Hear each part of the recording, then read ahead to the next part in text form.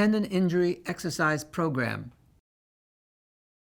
When we do the tendon injury exercise program for the supraspinatus, we always have 5 steps. The first thing you're going to do is do a warm-up. So she's going to circle her arm, and usually you do this for 2 or 3 minutes. And if the person can't have their arm straight up, they'll make the circle a little bit smaller. It doesn't matter the position, it just matters that the person is moving for 2 or 3 minutes to warm up that part of the body. And the second step is they're going to do a stretch. And normally they would do a stretch with a doorknob. So if you turn around, this kind of mimics the medial rotation test that we do. So I'm going to make believe I'm a doorknob. I'm going to use a weight here, and she's going to lunge forward, and she's going to stay there and hold that for 20 or 30 seconds. And that stretches the supraspinatus tendon and muscle.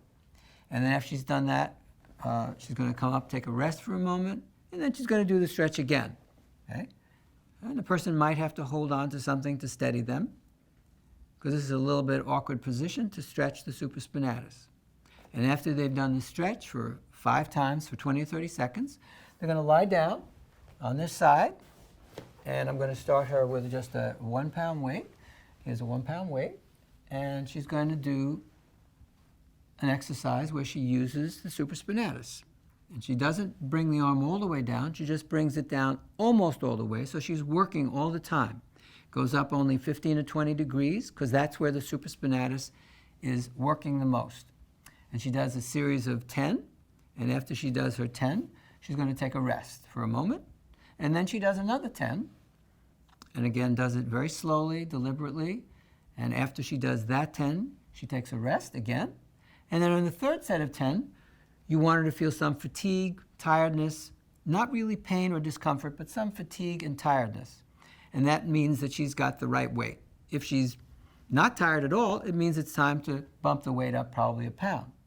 So after she's done the 3 sets of 10, then she's going to get up again, and she's going to do the stretch all over again. And I will be a doorknob once again, and holding on here, and she does a lunge,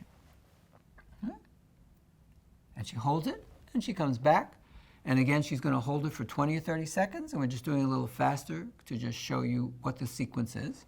And then finally, she's going to lie down on the table, and she's going to use an ice pack and put it over the supraspinatus. But in order to get the supraspinatus, you have to put the arm behind the back, otherwise the tendon is hidden under the acromion. And she just stays there for 5 minutes, as long as ice is not contraindicated because of some condition, and just stays there for 5 minutes. If it is contraindicated because of diabetes or Raynaud's disease, she would use a heat pack, or she would use a heating pad. Stay there for 5 minutes, and the exercise program is over.